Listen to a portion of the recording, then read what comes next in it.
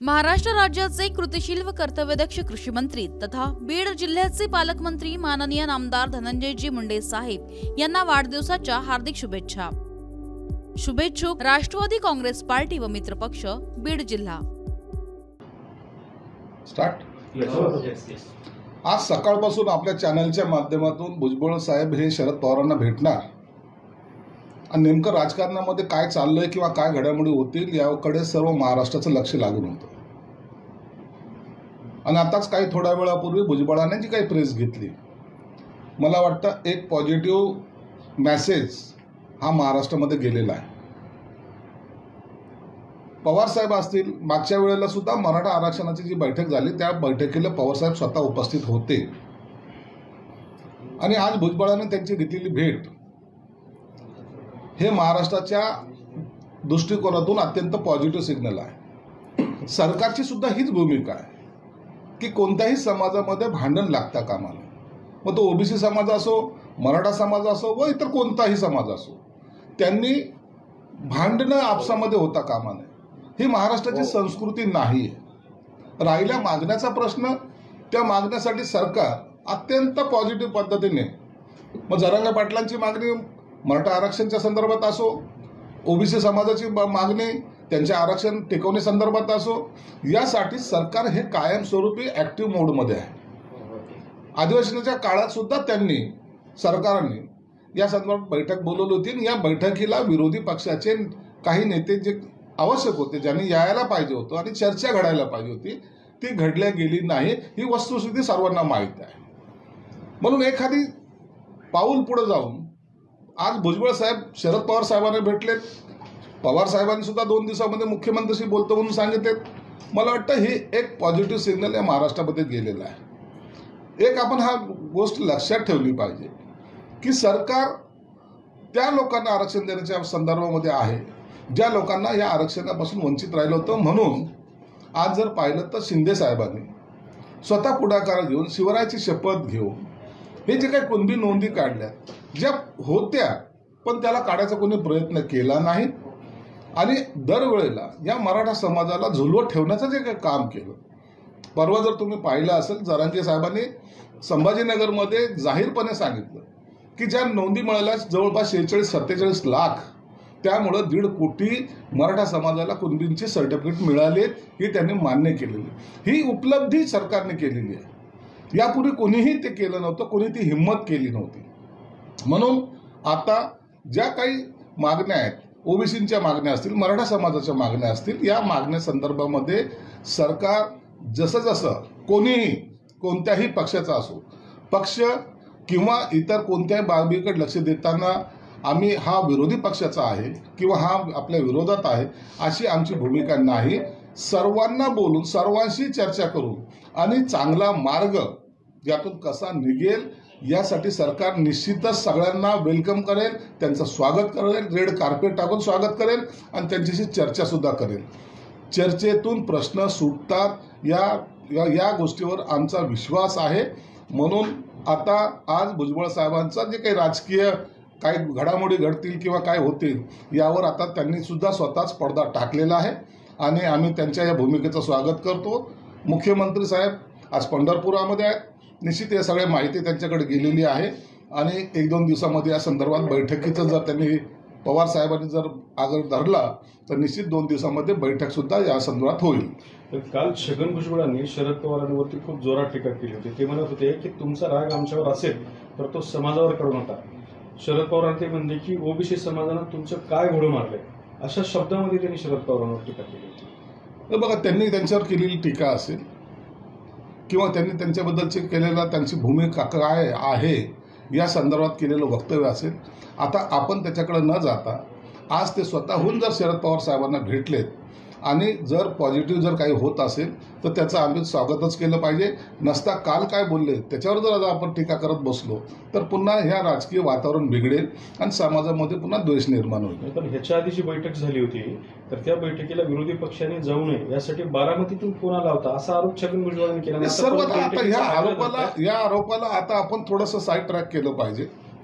जर पॉझिटिव्ह होतं ना, मग बाकी काल कोण काय बोललं याकडे जर आपण अडून बसलो तर पुढचा मार्ग निघणार नाही आणि मार्ग काढायचा असेल तर काही गोष्टी ह्या जाणीवपूर्वक टाळल्या पाहिजेत, या मताचे आम्ही आहोत.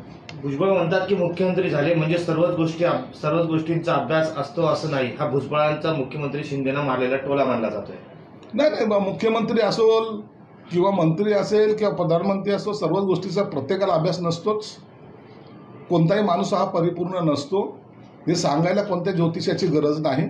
म्हणून हे सर्व अनुभवातून माणूस शिकतो आणि शिंदेसाहेब पण अनुभवातून अनेक गोष्टी शिकलेल्या आहेत आणि मला वाटतं त्या चांगल्या शिकलेल्या आहेत आणि म्हणून या चांगल्या गोष्टीचा आता आपल्याला त्यांना आलेला अनुभव हे आता ते जनतेमध्ये जाऊन शेअर करतायत आणि म्हणून आज जनता त्यांच्या पाठीशी सुद्धा उभी आहे. पूजा खेडकर प्रकरण सध्या चर्चेत आहे. पूजा खेडकरांना किंवा त्यांच्या कुटुंबाला पंकजा मुंडेंचा राजकीय वरदहस्त असल्याचं बोललं जातं. कारण पूजा खेडकरच्या आईने पंकजा मुंडेच्या एका फाउंडेशनला 12 लाखाची देणगी दिली होती. तर पंकजा मुंडे लोकसभेला निवडून यावेत यासाठी पूजा खेडकरच्या वडिलांनी मोहटा देवीला 1.5 किलो चांदीचा मुकुट अर्पण केल्याचंही सांगतं. बघा, तुम्ही येतात पूजा खेडकर कोणत्या तरी समाजाची आहे म्हणून ते एखाद्या समाजाचा नेता जाऊन तिला सपोर्ट करतो असं चुकीचे मेसेज समाजामध्ये जाऊ देऊ नका. त्यांनी केलेल्या काही ज्या चुका आहेत त्या संदर्भामध्ये सरकार शासन हे कारवाई करत आहे आणि तुम्ही पाहिलं असेल आता त्यांची गाडी जप्त झालेली आहे, त्यांची चौकशी चालू आहे आणि याच्यातून सर्व काही बाहेर येईल. म्हणून कोणताही राजकीय पक्षाचा नेता अशा वेळेला कुणाला मदत करतो हे म्हणणं मला वाटतं गैर आहे.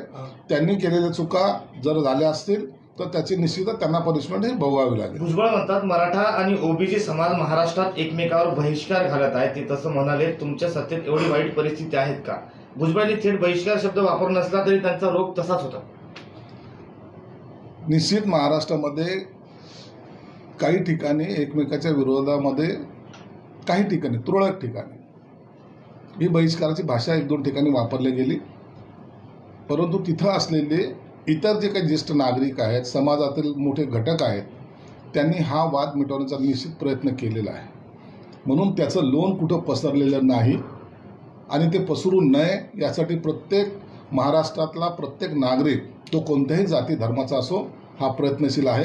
म्हणून मला वाटतं महाराष्ट्रातलं वातावरण कधीही या बहिष्कार किंवा एकमेकाच्या विरोधात जाण्यात, एकमेकाच्या विरोधात उभं राहण्यात घालणार नाही. तर ते सर्वजण सामंजस्याने आपली आपली भूमिका वठवतील. सर्वांना चर्चा करायला प्लॅटफॉर्म उपलब्ध आहे. एकमेकाचे डोके फोडून एकमेकाच्या विरोधात बहिष्कार करून हा प्रश्न कधीच सुटणार नाही. तर तो प्रश्न चिघळेल याची जाणीव प्रत्येकाला आहे. म्हणून असलेल्या सरकारचे दरवाजे यांसाठी उघडे आहेत. तिथंच या गोष्टीची चर्चा झाली पाहिजे. यावर्षी बारामती विधानसभा मतदारसंघातून अजित पवार लढणार नाहीत अशी चर्चा आहे. त्यांच्याऐवजी पुत्र जय पवार बारामतीतून लढतील असं बोललं जाते. कारण लोकसभा प्रचारावेळी अजित पवारांनी एक विधान केलं होतं, ते विधान आता व्हायरल होते.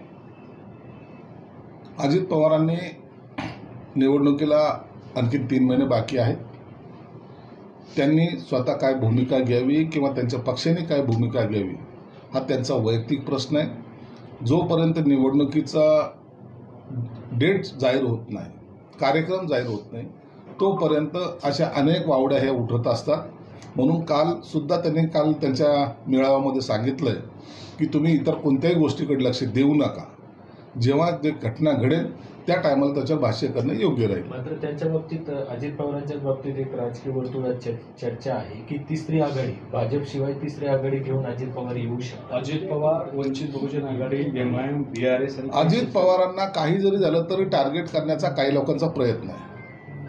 अजित पवार इकडे गेले, अजित पवारच्या मनात असं चाललंय, अजित पवार नाराज आहेत, अजित पवार महायुतीतून बाहेर पडणार, अजित पवारला दाबल्या जात आहे.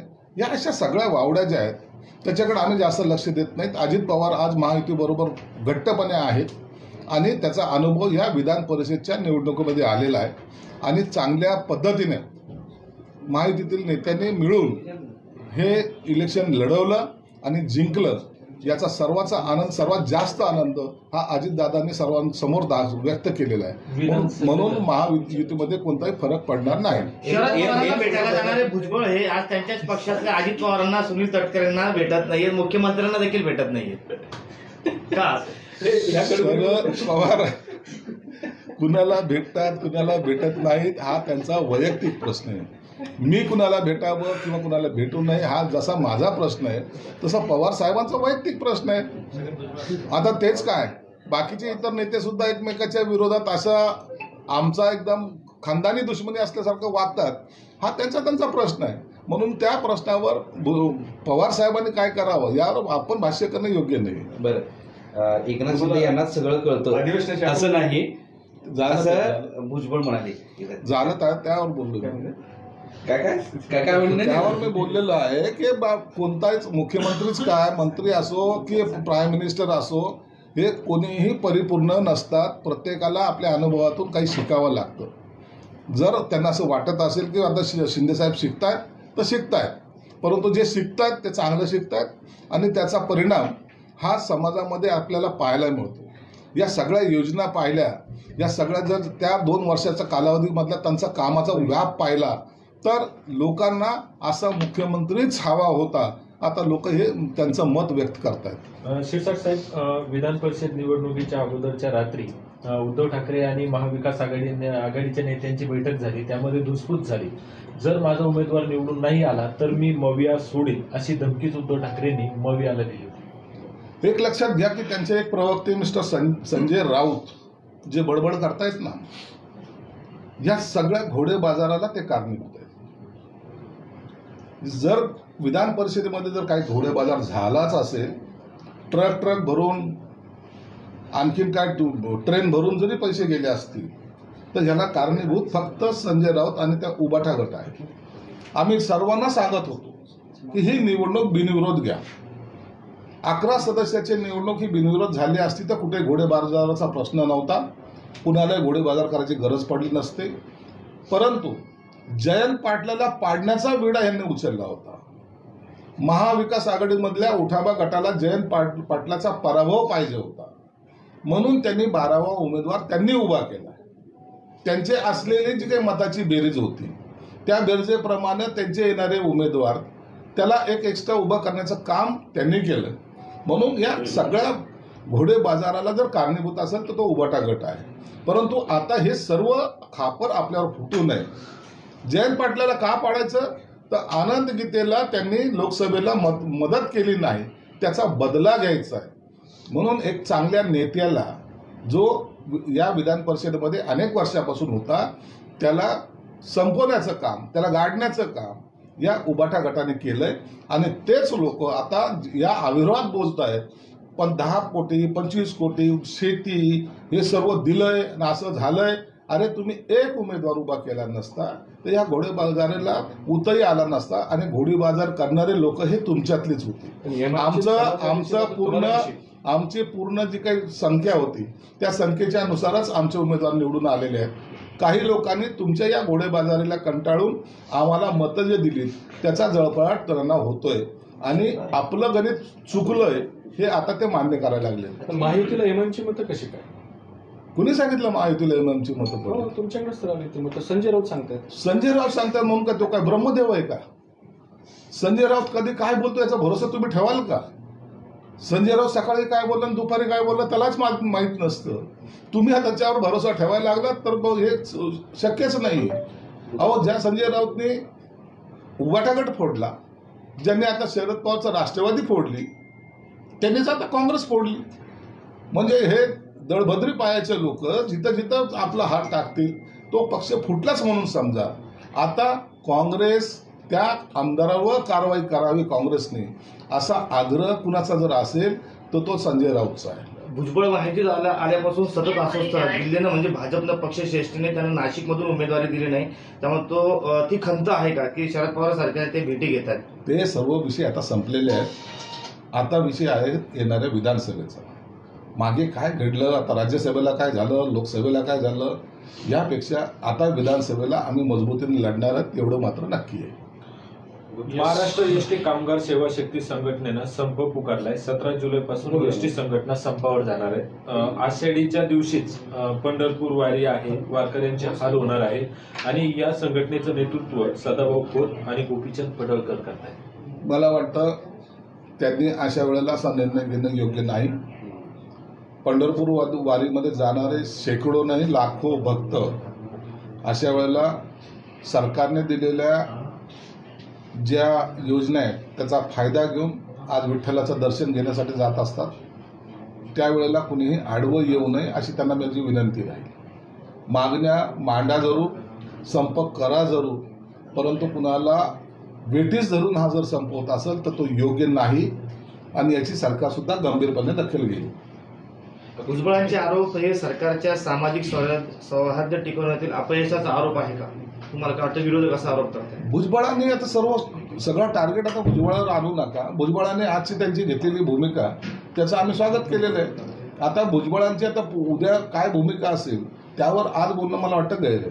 त्यांनी एका काय असं देखील म्हटलं होतं, निर्णय प्रक्रियेत सहभागी केलं जात नाही, डायरेक्ट विधानसभेमध्ये प्रश्न मांडले जातात असं भुजबळांनी खंत व्यक्त केली होती.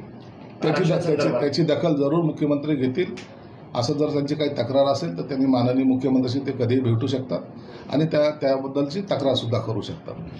थँक्यू. तुम्ही बसल्या बसल्या आमिर गेले बघा.